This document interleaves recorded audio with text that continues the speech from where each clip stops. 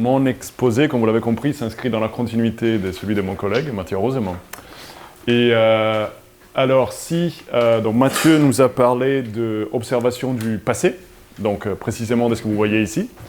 Donc des observations des séries historiques d'actifs financiers, et par séries historiques, j'entends l'observation des séries des valeurs prises par un actif financier dans les passés. Ici, vous pouvez penser à un indice boursier comme le coté sur un marché européen, comme les CAC 40 par exemple. Donc c'est des séries de données observées sur une fenêtre des temps passés, qui est représentée ici, dans ces graphiques, sur cet axe, par les temps passés, qui s'est écoulé entre une date passée et la date d'aujourd'hui, ici, indiquée par les points rouges. Donc aujourd'hui, nous sommes sur les points rouges.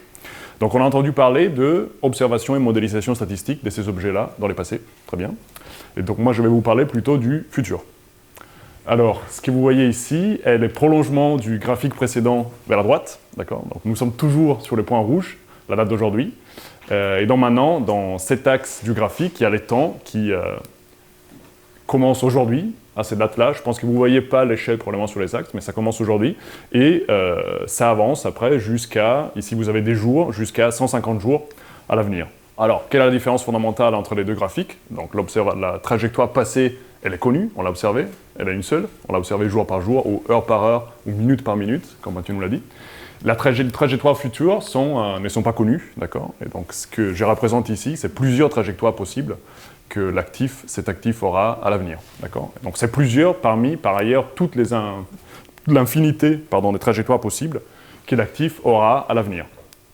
Alors, déjà, le travail du mathématicien, du scientifique, c'est de modéliser ces systèmes.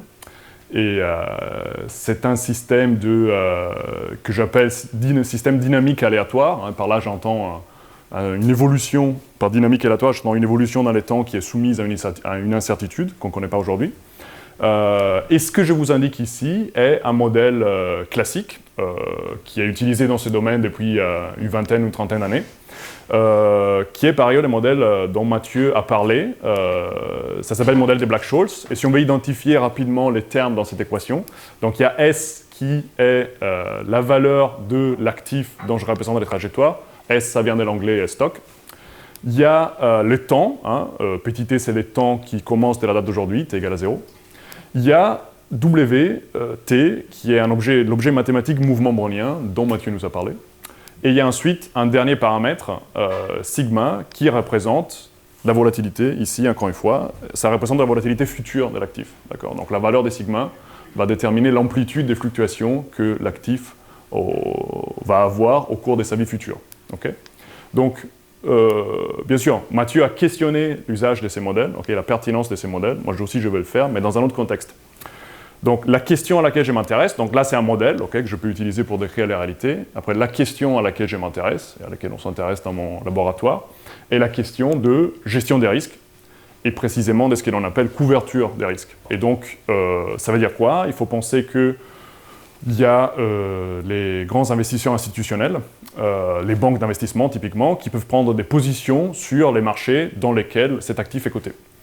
Alors c'est des positions dont la valeur aujourd'hui, ici sur le point rouge, est connue, et la valeur future, ici, à la date finale, 150 jours, est incertaine.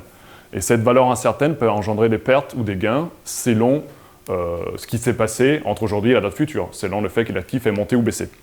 Très bien, alors une fois que je prends cette position, je m'engage sur une position aujourd'hui, je peux ensuite croiser les bras et attendre que le temps s'écoule, et espérer qu'à la fin, j'aurai un gain plutôt qu'une perte, d'accord ? Ne rien faire, observer ce qui se passe à l'avenir.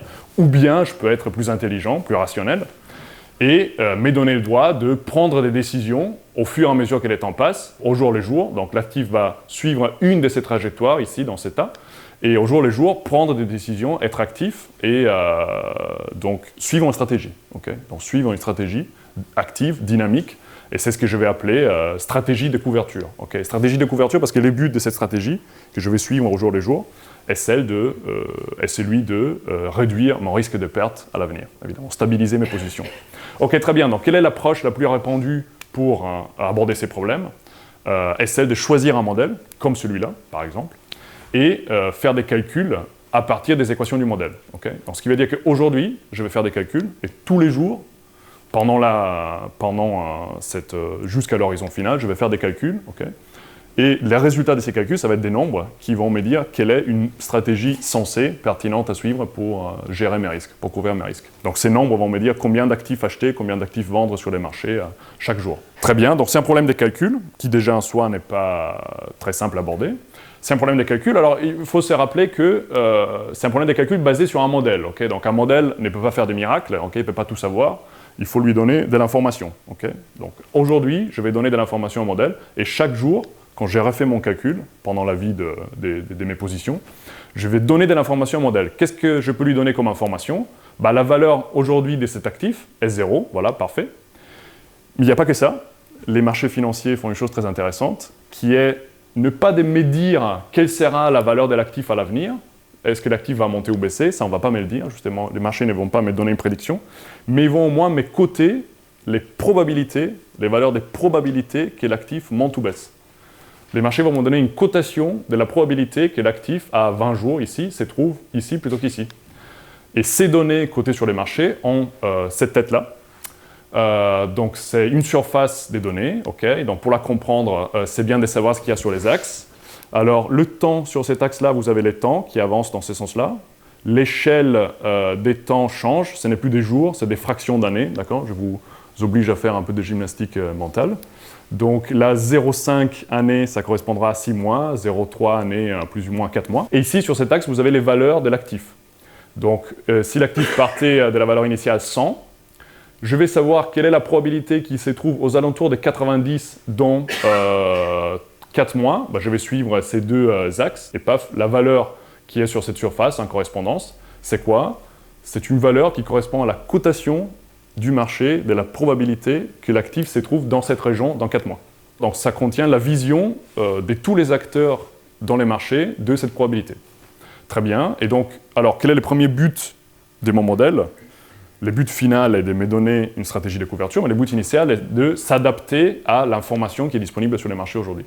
S'adapter à cette information, ça veut dire être capable de recevoir comme valeur, comme paramètre, la valeur de l'actif est 0, et aussi les points de cette surface. Alors dans ces modèles-là, comme vous voyez, qu'est-ce que j'ai comme paramètre libre à fixer? J'ai que les paramètres sigma, un seul nombre. Donc vous pouvez bien imaginer qu'avec un seul paramètre, une seule valeur de ces paramètres, de capter tous les points de cette surface, c'est impossible. Et donc voilà, ça c'est déjà un gros sujet de recherche, partout dans le monde, et notamment dans notre laboratoire. Comment modifier, faire évoluer ces modèles très simples du slide précédent, à des modèles plus élaborés, plus complexes, okay, où donc il y aura d'autres objets.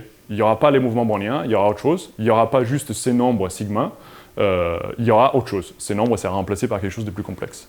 Donc Mathieu nous a questionné l'usage d'un modèle de ce type-là pour modéliser la volatilité passée. Et donc une des choses que je fais est de questionner l'usage de ces modèles pour la modélisation de la volatilité future. Et donc, il y a d'autres modèles, dont je vais vous parler dans un instant, plus avancés, où ces mouvements browniens est remplacé par ces processus beaucoup plus erratiques, plus chaotiques, que Mathieu nous a montré. Et c'est à quoi on s'intéresse, c'est comment ces modèles sont pertinents pour la gestion des risques futurs. Ce qui est intéressant est que, une fois que je mets en place cette approche pour la couverture des risques, je peux l'utiliser dans n'importe quel marché. Là, je vous ai parlé d'un marché où il y a la valeur de l'actif qui bouge. Je peux prendre des positions sur la valeur de l'actif. Et il y a aussi des marchés de la volatilité. Donc je peux prendre des positions, non pas sur la valeur de l'actif, mais sur sa volatilité future. Okay. Et ces marchés les données de ces marchés ont une tête de ce type-là. Ce que je vous montre ici, c'est un indice de volatilité. C'est le VIX d'ailleurs, dont on a parlé dans une des questions précédentes. C'est un indice de volatilité. Donc ce que vous avez en ordonnée, ce n'est plus la valeur d'un actif, d'un indice boursier, c'est la valeur d'une volatilité. C'est une trajectoire passée, donc entre 2006 et fin 2011. Chaque point de cette... Bon, c'est trajectoire passée, mais chaque point sur cette courbe représente quoi? Représente la cotation du marché pour la volatilité que cet actif, c'est toujours les SP500 sur les marchés américains, aura les mois suivants. C'est vraiment la vision du marché sur la volatilité les mois suivants. Et ce qui est intéressant est que ça suit l'histoire du monde. Donc ici, il y a un grand pic fin 2008 qui correspond à la chute d'une banque américaine, Lehman Brothers, pendant la période de la crise du crédit. Et donc cet indice de volatilité a bien évidemment suivi les événements du marché réel, mais parfois même anticipé ce qui allait se passer. Exactement parce que ça contient la vision que les acteurs du marché ont sur ce qui va se passer les mois suivants. On peut prendre des positions sur la volatilité de l'actif et non pas sur sa valeur. Et la question est la même. Comment est-ce que je couvre les risques associés à mes positions sur la volatilité, d'accord? Donc les slides que je vais vous montrer, ça a le même esprit. Les graphiques que je vais vous montrer, c'est exactement le même esprit que la surface que je vous ai montré tout à l'heure. Là, c'est des données des marchés qui concernent les cotations des probabilités d'évolution future de la volatilité. Par rapport à la surface de tout à l'heure, j'ai simplifié, j'ai pris une tranche de la surface pour un horizon fixé. Donc une tranche d'une surface, ça donne une courbe. Hein. Ce que vous avez ici, donc, c'est les valeurs de la volatilité future. 0,10, 0,15, 0,20, ça veut dire 10%, 15%, 20%.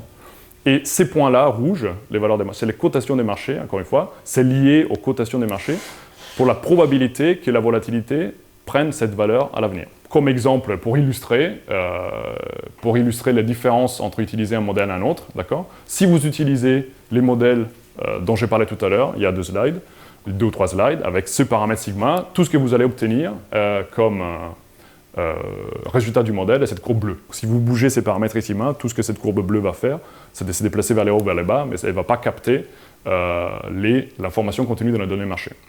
Très bien, les modèles de nouvelle génération, on va dire, sur lesquels on travaille, ils sont capables de faire ça. Okay, bon, de s'adapter de manière beaucoup plus pertinente aux données des marchés, à l'information contenue dans les données des marchés. Et donc, en bleu, donc, je mentionne voilà, que derrière la courbe bleue, il y a des équations, il y a un modèle, et ces modèles est obtenu exactement à partir de observations, des résultats de mon collègue sur les processus qui modélisent de manière pertinente la volatilité sur les marchés. Et donc, c'est une transposition de cette modélisation passée à la modélisation future. Donc, ces modèles-là sont aussi capables de capter de manière pertinente l'information qui est contenue dans les cotations du marché sur ces probabilités futures d'évolution de la volatilité. Le principe est simple, hein, les mathématiques et l'ingénierie derrière un peu moins, mais les principes est bien s'adapter à la réalité des données pour avoir une couverture des risques qui fait sens, qui a du sens sur les marchés. Ok, j'aimerais vous parler d'un dernier sujet qui est la notion des risques des modèles et son lien avec la couverture robuste qu'on aborde aussi dans mon laboratoire de recherche. Alors, on a vu que ces processus d'adapter les modèles aux données des marchés, ce qu'on appelle calibration en jargon technique, permet de sélectionner des modèles par rapport à d'autres, d'accord? Ce qui est représenté symboliquement par cette courbe rouge ici.